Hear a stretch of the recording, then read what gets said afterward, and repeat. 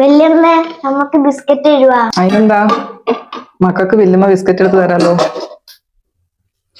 മക്കളെ ബിസ്ക്കറ്റ് കൊണ്ടുപോയി കഴിച്ചു.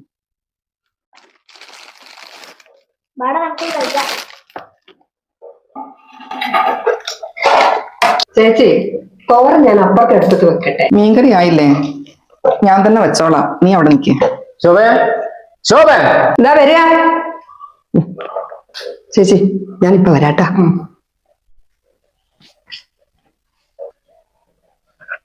എന്തിനാ രാജുട്ടാ വിളിച്ചേ? എത്ര സമയമായി വിളിക്കുന്നത്? ഭക്ഷണമില്ലേ? എനിക്ക് പോണ്ടേ? ചേച്ചി ഞാനും കൂടെ ചോറും കറി ഉണ്ടാക്കിക്കൊണ്ടിരിക്കല്ലേ. ചേച്ചി ഭക്ഷണം നിനക്ക് ഉണ്ടാക്കി തരാൻ പറ്റുമെങ്കിൽ ഉണ്ടാക്കി തന്നാ മതി. നിങ്ങൾക്ക് എന്തിനാ ചേച്ചീനോട് ഇത്ര ദേഷ്യോ? പിന്നെ അല്ലാതെ, അവർക്ക് സഹോദരനായിട്ട് ഞാൻ മാത്രമല്ലല്ലോ ഉള്ളത്. അതിനിപ്പോ എന്താ? ഇവർക്ക് ഇവിടെ തന്നെ കടിച്ചു നിൽക്കാണ്ട് അവരടുത്തും പോയി ഇന്നൂടെ. മതി മതി, ഒന്ന് നിർത്തല്ലേ രാജുട്ടാ. പലപ്പോഴായിട്ട് നിങ്ങൾ ചേച്ചിനെ കുറ്റപ്പെടുത്തുന്നത് ഞാൻ കേട്ടിട്ടുണ്ട്. പിന്നെ ഞാൻ പറയണ്ടേ?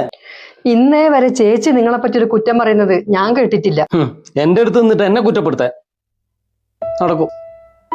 നിങ്ങൾ ചോദിച്ചില്ലേ അവരെന്തിനാ അവിടെ കടിച്ചു തൂങ്ങി കിടക്കുന്നതെന്ന്? ചേച്ചിക്ക് നിങ്ങളൊരു സ്വന്തം മോനായിരുന്നു. അച്ചാച്ച, വല്യമ്മ അച്ചാച്ചനെ പറ്റി പറയുമ്പോ എന്തൊരു സ്നേഹ.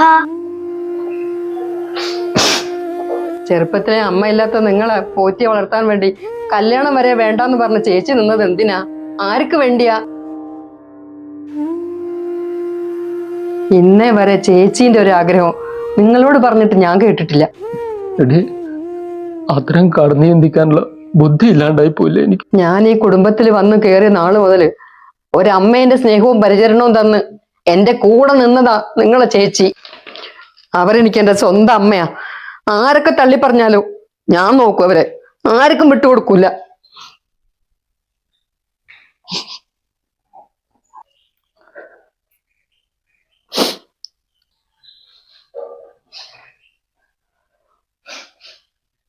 ചേച്ചി എന്തിനാ കരയുന്നത്?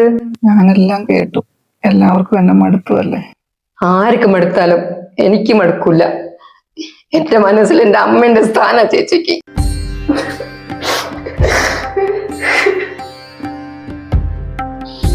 ചേച്ചി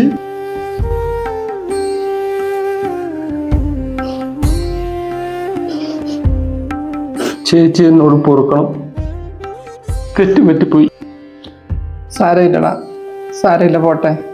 നീ എനിക്ക് ആങ്ങളെ മാത്രല്ലല്ലോ, മകനും കൂടിയല്ലേ. അച്ചാച്ച, ഇപ്പൊ നമുക്ക് സന്തോഷായി.